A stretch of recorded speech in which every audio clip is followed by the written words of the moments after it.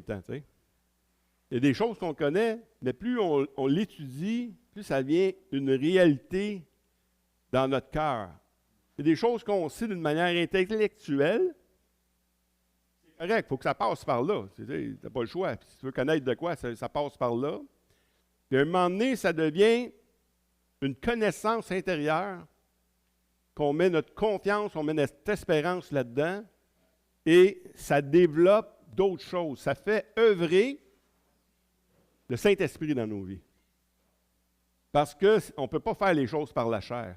On doit faire les choses que par l'Esprit. Et le premier passage, j'aimerais tout de suite, on va rentrer tout de suite dans le sujet parce qu'on ne fera pas trop d'introduction parce qu'on l'a déjà fait dans le passé. Et si vous voulez savoir les autres, il faut aller sur le net. Il faut aller voir toutes les prédications qui ont été là.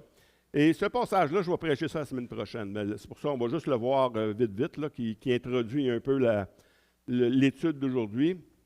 Puis un rameau sorti du tronc d'Isaïe, un rejeton naîtra de ses racines. L'Esprit de l'Éternel reposera sur lui. L'Esprit de l'Éternel reposera sur lui. Esprit de sagesse et d'intelligence. Esprit de conseil et de force. Esprit de connaissance et de crainte de l'Éternel. C'est quelque chose, ça. On parle de qui ici? De Jésus. Bon, en même temps, on peut dire qu'il parle de nous autres. Pourquoi on dit ça? Il peut parler de nous autres. Parce que c'est intéressant, parce que toutes ces choses-là, puis il faut comprendre que, est-ce que Jésus avait la crainte de l'Éternel? Oui, on ne sait pas. Oui? Ben oui, ça dépend de votre conception de la crainte de l'Éternel. Moi, si j'ai peur de quelque chose, hein, Jean dit que l'amour parfait bannit la crainte. Fait que Jésus, ce n'était pas une crainte d'être puni de Dieu. Tu sais, non. On va voir ça tranquillement. On voit aussi la crainte de l'Éternel, on voit ça aussi dans les proverbes. Ça vient souvent, la crainte de l'Éternel. Puis il nous dit pourquoi. C'est quoi la crainte de l'Éternel? Mais la crainte de l'Éternel produit quelque chose dans nos vies. Puis j'ai mis 2 versets, 2 proverbes. Le premier proverbe 9, 10 à 11. Le commencement de la sagesse, c'est la crainte de l'Éternel. Et la science des saints, c'est l'intelligence. C'est par moi que tous les jours se multiplieront et que les années de ta vie augmenteront. Wow! C'est par la crainte de l'Éternel que les années de nos vies augmenteront. Pas moi qui le dis, là. Les années de la vie, de nos vies, si on a de la sagesse, si on a de l'intelligence, elle va produire en nous quelque chose. Elle va produire des journées de plus. Est-ce qu'on a un exemple de ça dans les lois? Le premier commandement avec une promesse, c'est quoi? Non. Honore ton père et ta mère. Et? C'est le premier commandement parce que tu vas vivre vieux. Si tu honores ton père et ta mère, est accompagné d'une promesse pour que tes jours soient nombreux. Exactement. Je ne l'ai pas exactement dans les mots, mais peut-être, je ne sais pas, François peut le trouver, mais pas grave. Il y a un autre proverbe, Proverbe 10, 27, « La crainte de l'Éternel augmente les jours, mais les années des méchants sont abrégées. » Fait que ça se peut que par ta désobéissance ou ton manque de crainte de l'Éternel, tu vas rentrer plus vite un peu dans la terre ou tu vas aller plus vite au ciel. Hein? Parce qu'il y a des choses à faire. Il y a la science, puis l'intelligence, par exemple. Si je suis pas assez intelligent, puis je brûle mon corps, je pense qu'il n'y a personne ici qui a un problème de boisson, je vais prendre celle-là. Mettons, je suis un alcoolique. Bien, par mon alcoolisme, ça se peut que mes journées, les années de ma vie diminuent. Ma mère est morte de ça. OK? Mais si tu as l'intelligence, Ça va te donner de faire de quoi dans ta vie, que tu vas arrêter de boire, tu vas te mettre en forme, puis tes jours vont aller. Puis là, ce n'est pas toujours des affaires miraculeuses, les choses de l'esprit. L'intelligence, c'est spirituel. C'est quelque chose que Dieu donne. On a vu que l'Esprit de l'Éternel nous donne l'intelligence, tout ça. Donc, c'est important de voir que les choses de l'Esprit viennent influencer notre vie quotidienne. Si je n'ai pas l'intelligence de bien vivre, je ne fais pas attention à moi, je mange comme n'importe quoi, puis là, je vais tomber malade. Quand même que tu pries, là, tu es diabétique, puis là, ben, tu continues à manger comme un goinfre. Ben là, ça se peut que tu meurs avant ton temps. Mais l'intelligence va te faire prendre des actions dans ta vie que tu vas régler des choses de même dans ta vie. Parce que si tu veux vivre longtemps, il faut que tu prennes soin de toi. Ça te donne l'intelligence. Ça vient de Dieu, ça. C'est quoi la crainte de l'Éternel? Juste avant d'aller dans l'étude, c'est encore dans l'introduction. L'acceptation de... Tu ne l'as pas, Claude. L'acceptation de l'autorité de Dieu, premièrement. Hein? Si tu as la crainte de l'Éternel, tu vas accepter l'autorité de Dieu. Tu vas dire, c'est lui le boss, pas moi. C'est lui. Si c'est lui le boss, on va commencer à l'écouter. Le désir de faire sa volonté en toutes choses. Si tu es sage, tu vas vouloir faire sa volonté en toutes choses. Pas juste ce qu'il te tente, ce que lui, il dit de faire. Tu vas avoir le souci de lui plaire en ayant la haine du mal. C'est ça la crainte de l'Éternel. On le voit dans les Proverbes, ça aussi. C'est une attitude de révérence et de respect en son égard dans l'obéissance de sa parole, tout simplement. Ça, c'est la crainte de l'Éternel. C'est que tu ne veux pas y déplaire, en résumé. On ne peut pas juste le dire en un mot ou deux. On doit tout prendre ces choses-là. Dire non, Dieu est Dieu, puis si je le crains, je vais tout faire ces choses-là. C'est facile à comprendre quand tu vois quelqu'un qui n'honore pas Dieu. Il se fout de lui. Il vit comme si Dieu n'existe pas. Hein? Est-ce qu'il y a des chrétiens qui vivent de même? Malheureusement, oui. Il faut arriver à mûrir un peu, puis vivre en sachant que Dieu est là, puis il nous voit, et qu'on puisse développer cette crainte-là de lui.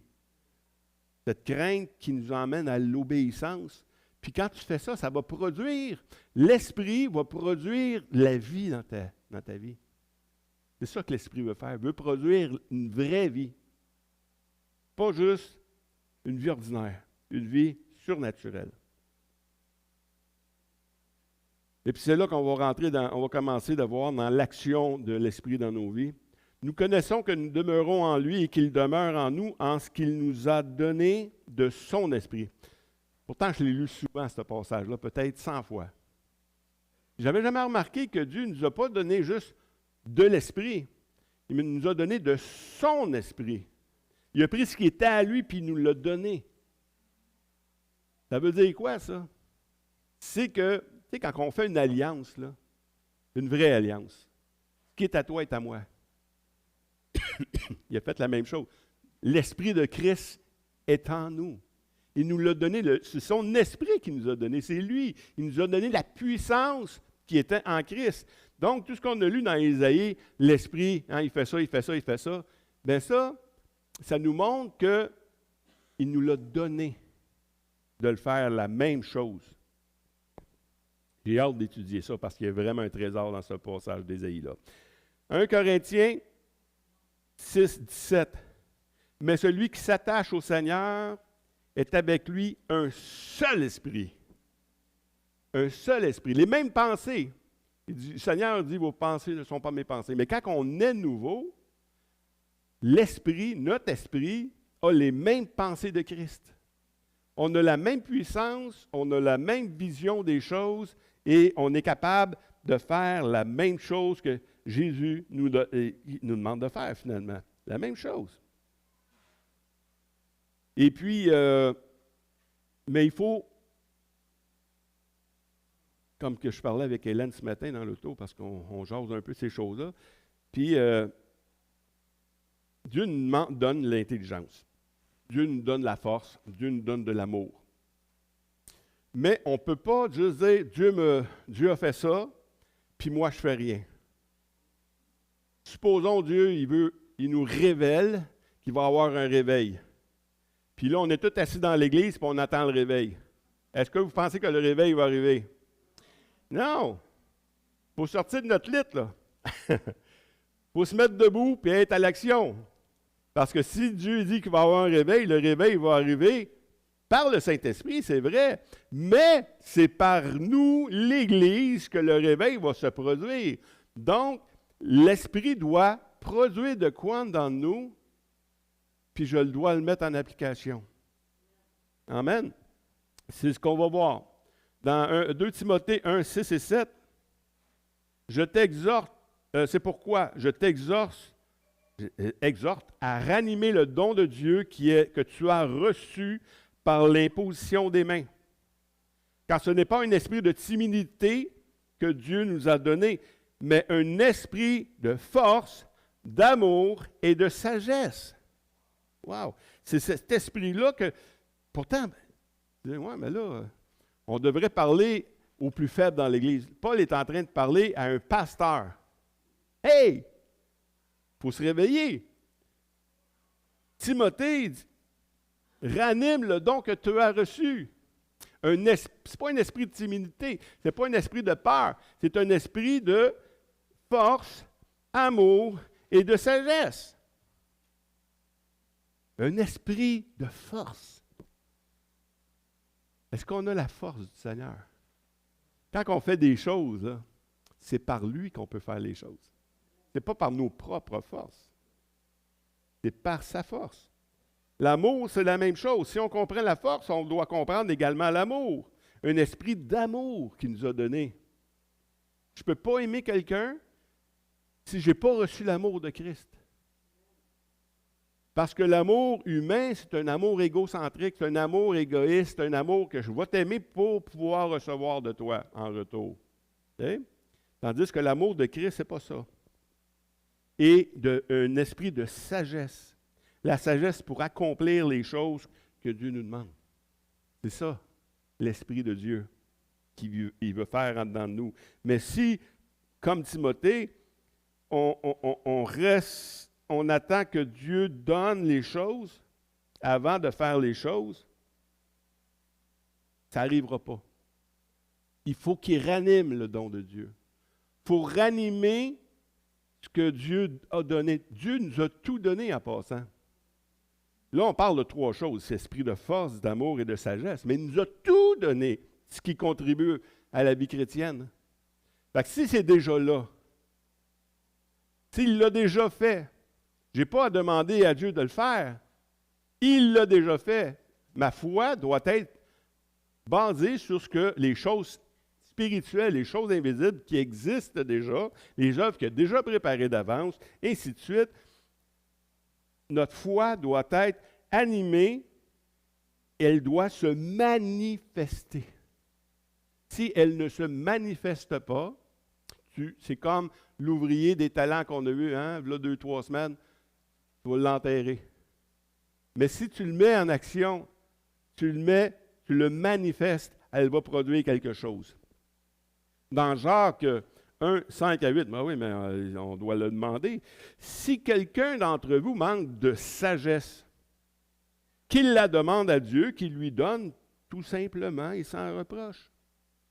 Il lui sera donné, mais qu'il la demande avec foi, sans douter, car celui qui doute est semblable à un flot de mer agité par le vent et poussé de côté et d'autre, qu'un tel homme ne s'imagine pas qu'il recevra quelque chose du Seigneur. C'est un homme irrésolu, inconstant dans toutes ses voies. Ça veut dire quoi, ça? On va l'appliquer aujourd'hui, on va faire de la doctrine appliquée. La sagesse, il va nous la donner, mais elle est déjà là en même temps. Il va juste nous rendre plus intelligents pour saisir la sagesse qu'on a déjà. OK? Mais, je dois le croire qu'elle est là, la sagesse. Je dois être conscient que la sagesse est déjà là. Et si je suis conscient qu'elle est là, ça veut dire que je n'ai plus de doute. Ce que j'ai demandé à Dieu, je dois croire qu'il va me la donner. Elle est déjà là. Ben, Seigneur, tout ce qui me manque, c'est l'intelligence de la saisir. Elle est déjà là. C'est comme la guérison, c'est comme toutes les choses de l'esprit sont déjà là. Je dois juste avoir l'intelligence maintenant. Comment, Seigneur? Tu sais, moi, je dis, écoute, Mario, j'ai mis 500 000 dans ton compte de banque. Ou 500 000 dans un compte de banque. Tu as la connaissance que le 500 000 est là. Comment tu vas aller le chercher? Oui, c'est beau, Seigneur, que tu me dises qu'il est là, le 500 000. Mais comment je peux l'utiliser? Comment je peux en profiter? T'sais? Fait que donne-moi la combinaison du coffre. Dis-moi comment la saisir. C'est par la foi. C'est par la foi. Si j'ai mis 500 000 dans un compte à Mario, Mario, il a juste à se présenter à la caisse. Il dit, hey, il y a un compte en mon nom, ici. Ah oui, c'est quoi votre nom, Mario Robichaud? Ah, OK. Ben oui, vous avez raison. Ben oui, vous avez 500 000 dans votre compte, monsieur. Ben, je peux-tu... Ben, c'est ça. La foi, c'est de croire celui qui a dit qu'il a donné. Mais Dieu nous a donné.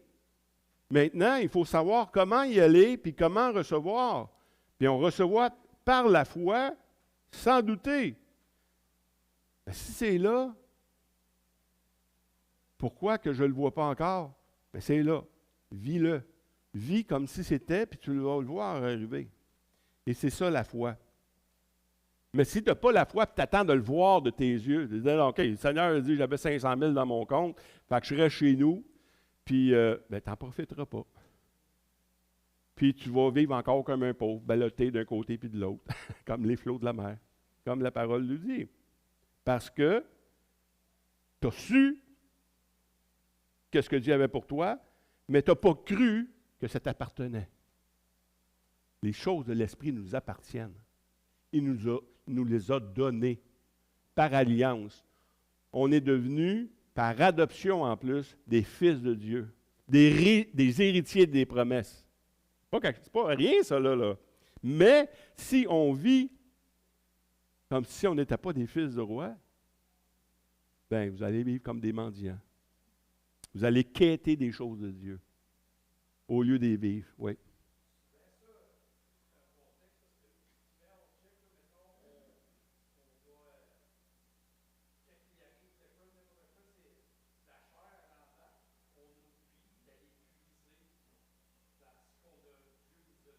Exactement.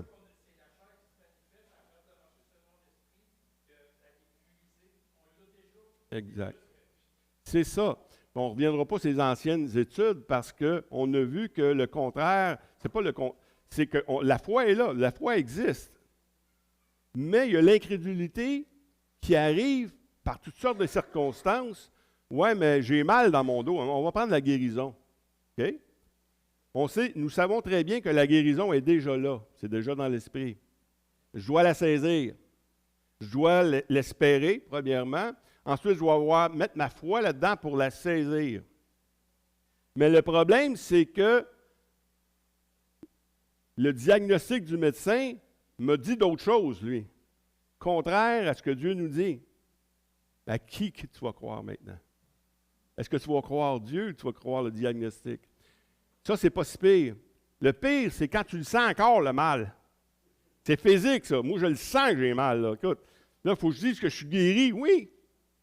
Si tu le crois vraiment, tu vas l'avoir parce que c'est déjà accompli. Mets ta foi dans la parole de Dieu, puis tu vas le voir s'accomplir. Le problème, c'est c'est des enseignements futurs. Mais le problème, c'est que on ne veut pas le recevoir. On est satisfait. On est satisfait de notre état. Je suis bien correct de même. Moi, j'en ai assez rien que pour vivre. Tu as plein de maladies. Mais ouais, mais Seigneur, je fais juste guérir mon dos, je vais être correct. Insensé. Penses-tu que c'est dur pour Dieu de tout te guérir ou juste guérir ton dos? Ça ne disjonctera pas dans le ciel parce qu'il te guérit au complet. Là, Non, il a toute la puissance, Dieu, pour nous guérir. Donc, tant qu'à guérir, guéris-moi au complet, tu sais. On limite Dieu. C'est ça qui arrive. Mais ça, c'est une autre histoire, une autre prédication. Donc, on doit être résolu dans notre cœur, croire vraiment. Dans Matthieu 21, 22, il dit, tout ce que vous demandez avec foi par la prière, vous le recevrez. Pas moi qui le dis, c'est le Seigneur. Tout ce que vous demandez avec foi par la prière, vous le recevrez. Que Dieu a promis. Dans 2 Corinthiens 5, 18, parce que là, on va rentrer dans la pratique vraiment. Et tout cela vient de Dieu qui nous a réconciliés avec lui par Christ. Il nous a donné le ministère de la réconciliation. OK, c'est quoi le rapport? Non, le rapport, c'est parce que je veux juste vous emmener dans Dieu nous a donné des choses à faire. OK? Marcher par l'Esprit ou rentrer dans les choses de l'Esprit, ça commence là où Dieu nous demande de faire des choses. Ici, il nous a donné le ministère de la réconciliation. OK? Le ministère de la réconciliation, vous savez c'est quoi? L'évangélisation. Il nous a réconciliés avec lui et il nous a donné également, il dit maintenant que ce que je t'ai réconcilié avec Dieu va aider les autres à être réconciliés avec Dieu. C'est un ministère qu'il nous donne de faire. Et ça, bien, ça se fait pas autrement que par l'Esprit. Dans 1 Thessaloniciens 1,5, on va voir le pratique. Notre évangile ne vous ayant pas été prêché en parole seulement, mais avec puissance, avec l'Esprit Saint et une pleine persuasion, parce que vous n'ignorez pas que nous nous sommes montrés ainsi parmi vous à cause de vous. Bon. Qui convainc? Qui convainc les hommes pécheurs? Le Saint-Esprit. Paul ici dit, on ne vous prêche pas la parole, on vous prêche pas juste avec des mots. Parce que quand même que je prêche ici, là, et il n'y a pas de démonstration de l'Esprit, il n'y a pas de puissance, il n'y a pas rien, bien ça demeure intellectuellement. Ça demeure que dans l'intellectuel. La parole de Dieu produit un fruit. Ça veut dire qu'une puissance qui est là, qui doit se produire. Et quand on parle ici d'un Thessalonicien, notre évangile ne vous ayant peut-être pas prêché en parole seulement, parce que tu as beau dire la parole, mais s'il n'y a rien qui se démontre, ça doit être prêché avec la puissance, avec l'Esprit Saint, avec une pleine persuasion. Si je vous prêchais les paroles en disant, OK, essayez ça, peut-être ça va arriver. Hein? On parlait de la guérison, les gars, un matin. Essayez ça, peut-être ça va arriver. C'est pas... Hein? Est-ce que moi-même, je suis persuadé? Moi-même, je ne suis pas persuadé. Mais si moi-même, je suis persuadé, par l'aide du Saint-Esprit, la puissance et l'aide du Saint-Esprit, qui donne la conviction, qui nous persuade des choses-là. C'est par le Saint-Esprit seulement qu'on peut faire les choses. Dans Jean, la preuve, c'est dans Jean 16, 7 à 8. Cependant, je vous dis la vérité, il vous est avantageux que je m'en aille, car si je ne m'en vais pas, le Consolateur ne viendra pas vers vous, mais si je m'en vais, je vous l'enverrai. Et quand il sera venu, il convaincra le monde en ce qui concerne le péché, la justice et le jugement. C'est lui qui va le faire. Mais en même temps, je dois le faire. Il y a la double action. L'action de Dieu, mais il y a la mienne aussi. On va prendre Jonas. Je n'ai pas mis de verset, mais Dieu il aurait pu parler directement au cœur de Nénive. Non, il a pris un homme. Il a pris un homme. Il va dire à ces gens-là, s'ils ne se repentent pas, ils vont mourir. C'est la puissance de qui t'envoie qui fait la différence. Si c'est Mario qui vous a envoyé, il n'y a aucune puissance. Mais si c'est Dieu qui va vous envoyer, vous avez toute une puissance de dire les choses. Et le résultat ne vous appartient pas. C'est ça qui est merveilleux aussi. Dieu ne dit pas, OK, je vous donne un mandat, puis là, il faut que vous gagniez. Non. Pour Dieu, ce n'est pas la victoire qui est ce qui est bon. C'est que vous avez obéi. C'est que vous avez fait de quoi pour faire. La victoire appartient à Dieu. Nous, on a un mandat de réconciliation. Le mandat de la réconciliation, c'est pas, OK, tu l'as bien fait s'il y a plein de monde qui viennent au Seigneur. Non. Tu l'as bien fait si tu le fais. Le résultat appartient au Seigneur. Amen. Toi, tu dois prêcher, mais eux doivent recevoir la parole. C'est par la folie de la prédication que les enfants sont sauvés, que les enfants de Dieu sont sauvés. C'est par la folie de la prédication. Mais c'est avec la puissance du Saint-Esprit. Il faut savoir, quand on va évangéliser, que ce n'est pas nos paroles, c'est la parole de Dieu qui va faire de la différence. 1 Corinthiens 2, 4 et 5. « Et ma parole et ma prédication ne reposaient pas sur les discours persuasifs de la sagesse. » On parle de sagesse humaine. « Mais une démonstration d'esprit de puissance afin que votre foi fût fondée non sur la sagesse des hommes, mais sur la puissance de Dieu. » Mais Paul rajoute tout de suite après, dans 1 Corinthiens 2, 6 et 8, « Cependant, c'est une sagesse que nous prêchons parmi les parfaits, sagesse qui n'est pas de ce siècle, ni des chefs de ce siècle, qui vont être anéantis. Nous prêchons la sagesse de Dieu, mystère et caché de Dieu avant des siècles. Avant les siècles, avait destiné pour notre gloire, sagesse qu'aucun des chefs de ce siècle n'a connue, car s'ils l'eussent connu, ils n'auraient pas crucifié le Seigneur de gloire. On parle de Jésus. Si tu prêches Jésus-Christ, tu prêches par l'Esprit. Si tu prêches autre chose que Jésus, la philosophie, sagesse humaine, tout ça, il n'y a rien. Et quand je vais faire de l'évangélisation, moi, je prends 3 piliers. Il dit, comment qu'on combat les idées suicidaires? Premièrement, physique. Si quelqu'un est bipolaire et ne prend pas ses médications, il ne s'en sortira jamais. C'est une réalité. Deuxièmement, la psychologie. Si on a subi toutes sortes de traumatismes, la violence, l'intimidation ou trop d'événements rapprochés dans nos vies, puis là, on commence à réfléchir de croche, là, il faut voir un psychologue. Il peut t'aider. Mais que ce soit les pilules ou que ce soit la psychologie, ça ne peut que retarder ou amoindrir ta souffrance. Il n'y a que Jésus qui peut te guérir. Il n'y a que lui. C'est pour ça qu'on fait ça.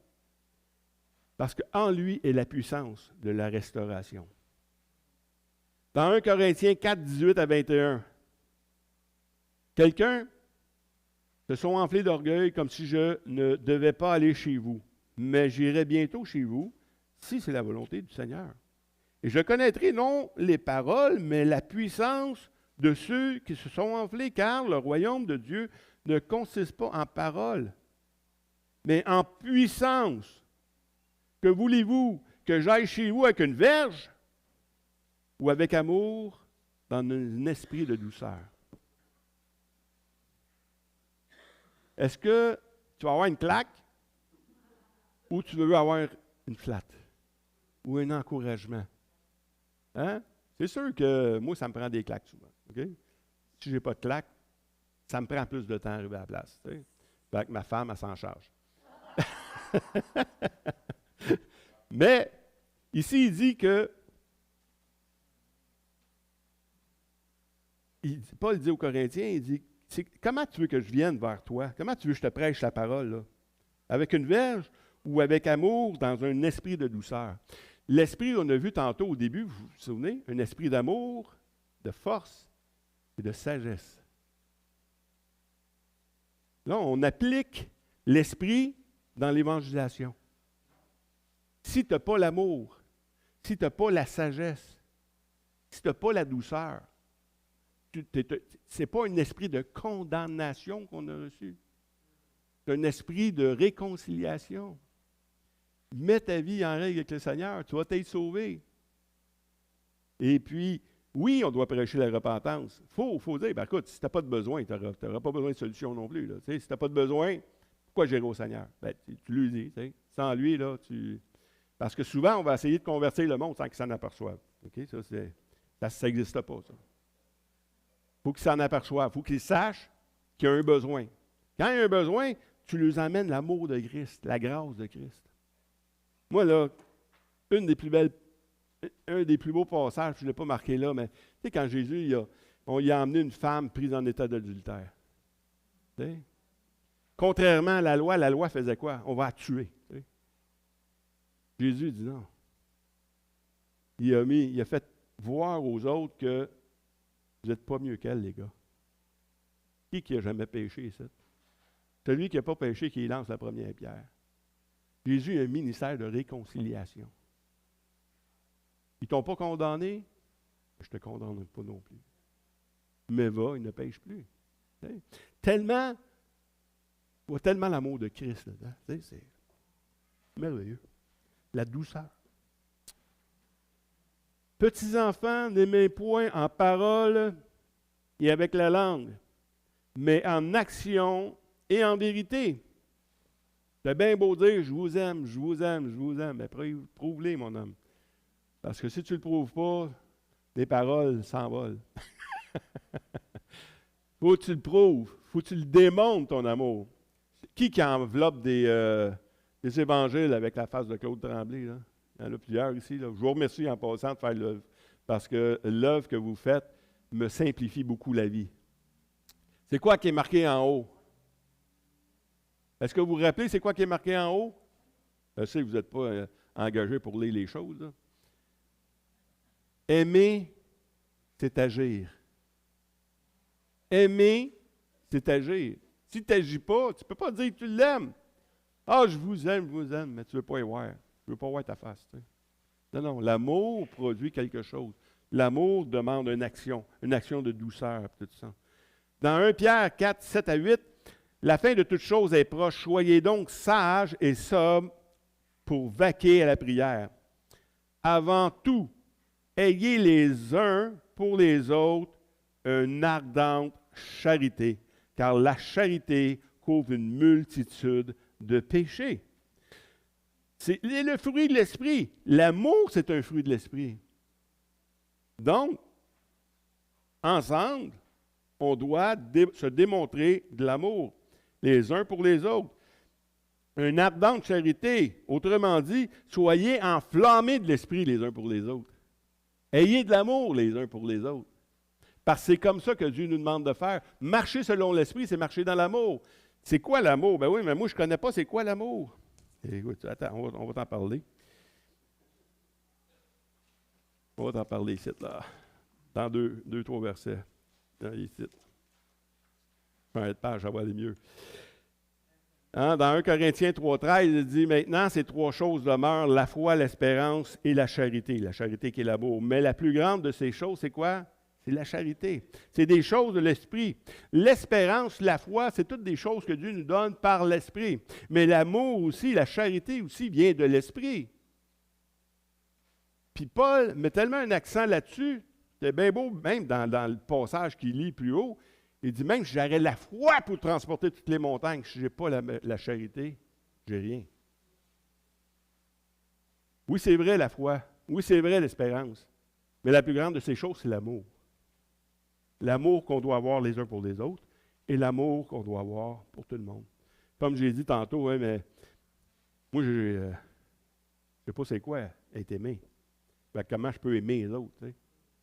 Ben, voilà 1 Corinthiens 13. Il faut savoir c'est quoi marcher dans l'amour. On va juste en lire une partie, OK? Puis on va voir que si vous marchez dans ces choses-là, vous marchez dans l'amour, mais si vous marchez à l'encontre de ça, vous ne marchez pas dans l'amour. Vous ne marchez pas par l'esprit. La charité est patiente. Est-ce que je suis patient? Oui, mais pas encore parfait. Oui, mais je travaille à me revêtir du Seigneur, de l'Esprit de Dieu, pour être de plus en plus patient. Parce que c'est ça l'amour, être patient. Elle est pleine de bonté. La charité n'est pas envieuse. Tu sais, quand tu vois quelqu'un, oui, mais là, il est donc bien chanceux, lui. Puis, encore lui. C'est deux attitudes complètement différentes. Hein? Tu peux te réjouir avec ceux qui se réjouissent, ou tu peux être jaloux de celui qui possède. C'est deux attitudes. L'amour n'est pas envieuse.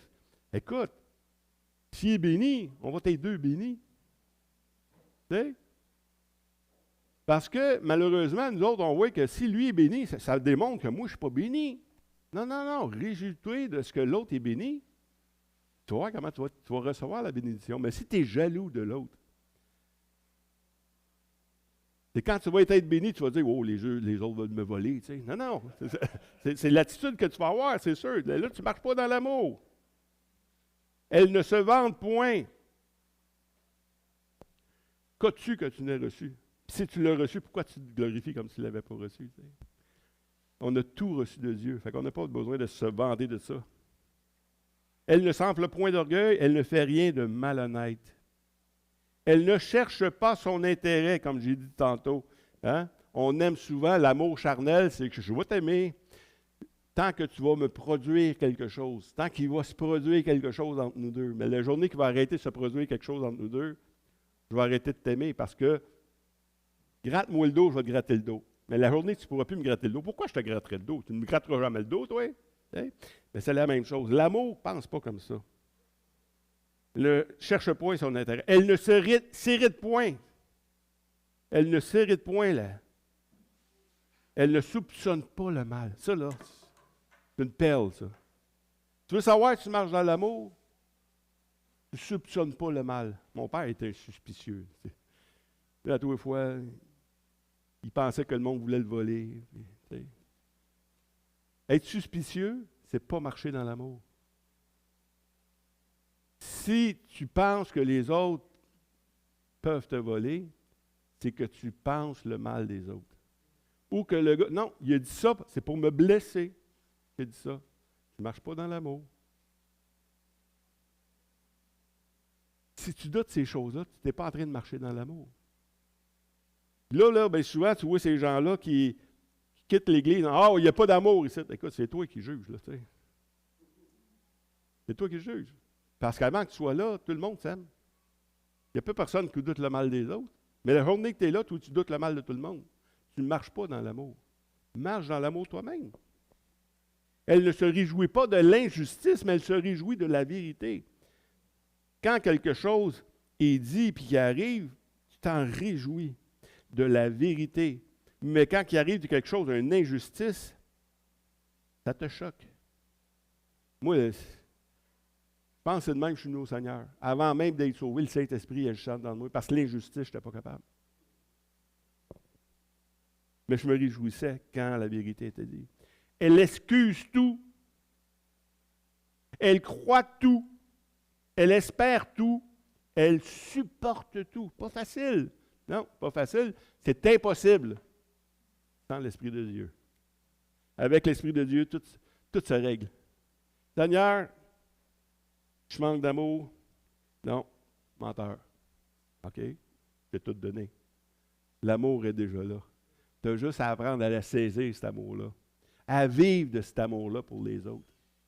Puis quand tu vas apprendre à vivre de cet amour-là pour toi-même, parce qu'on ne l'a même pas pour nous, cet amour-là, on doit le vivre pour les autres également. Si tu as reçu de Christ toutes ces choses-là, le Seigneur dit, pardonnez comme je vous ai pardonné. Il n'a pas pu dire ça, il n'aurait pas pu dire, pardonnez, puis je vais vous pardonner. Dieu nous a donné quelque chose pour qu'on puisse le donner aux autres. C'est pas merveilleux, ça? C'est déjà là. La sagesse, l'amour, la force, toutes ces choses de l'Esprit que Dieu nous a montrées sont déjà là. J'ai une couple de versets encore, 3 versets. Frère, si un homme ne vient qu'à être surpris en quelque faute, vous qui êtes spirituels, Redressez-le avec un esprit de douceur.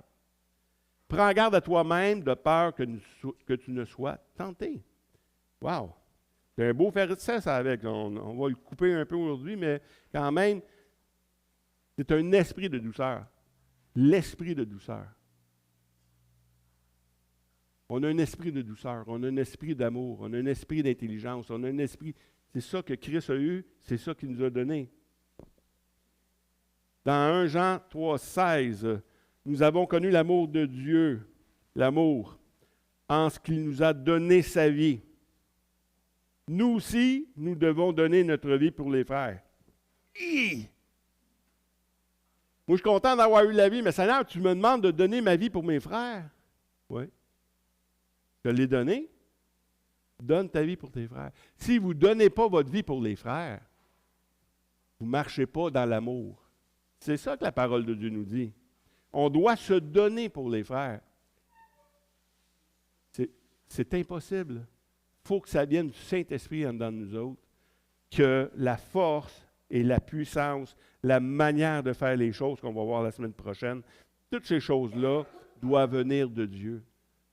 Par sans lui, là on comprend très bien que sans lui, on ne peut rien faire. Amen. Oh, on va voir un dernier verset, parce que quand on parle des choses de l'Esprit, on parle des choses de l'Esprit depuis 6 semaines déjà. Or, chacun, la manifestation de l'Esprit. La manifestation de l'Esprit. Dieu nous donne l'Esprit pour qu'il soit manifesté. Il nous donne l'Esprit pour qu'on le mette en action.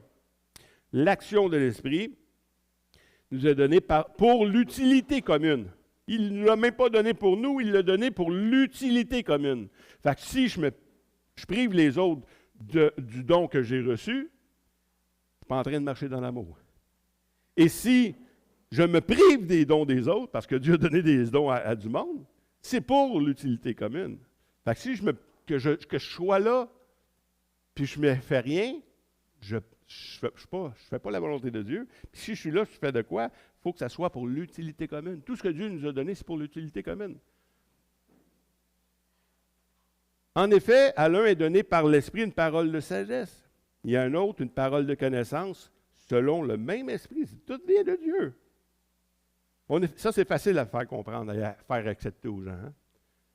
La sagesse, toutes ces choses-là, on l'a reçu de Dieu. Puis on doit le mettre pour l'utilité commune. Mais quand on va dans les choses plus surnaturelles, mais tout est surnaturel. L'amour de Dieu, c'est surnaturel. À un autre, la foi,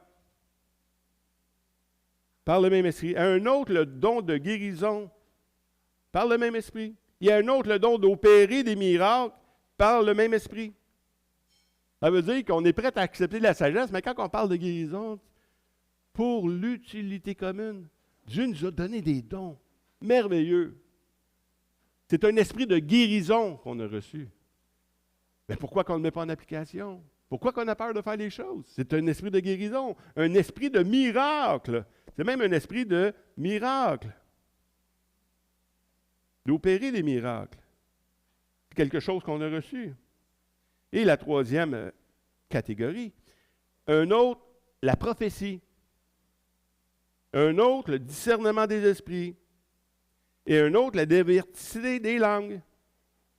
Et un autre, l'interprétation des langues. Ça fait partie du même passage. Ça, c'est le même verset. Je ne peux pas accepter les choses en haut, puis tout ce qui est en bas, je ne l'accepte pas.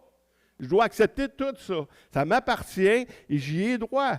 Malgré que toutes ces choses-là, puis le dernier verset, un seul et même esprit opère toutes ces choses et les distribue à chacun en particulier comme il veut. C'est Dieu qui est le souverain là-dedans.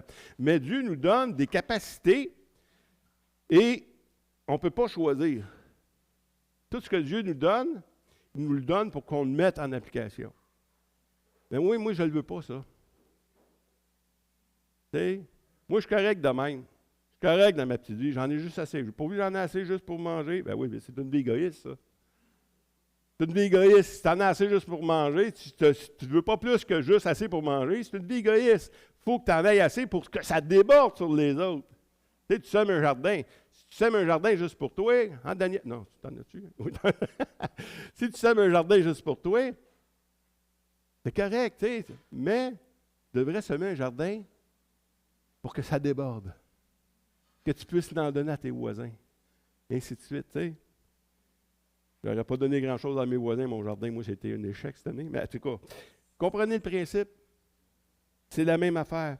Mais ici, il nous parle de paroles de connaissance, la sagesse, la foi, la guérison, l'opérer des miracles, des prophéties, le discernement des esprits, la diversité des langues, c'est le parler en langue et l'interprétation des langues.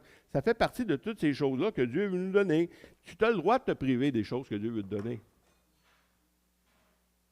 Ça se peut que tu ne le reçoives pas.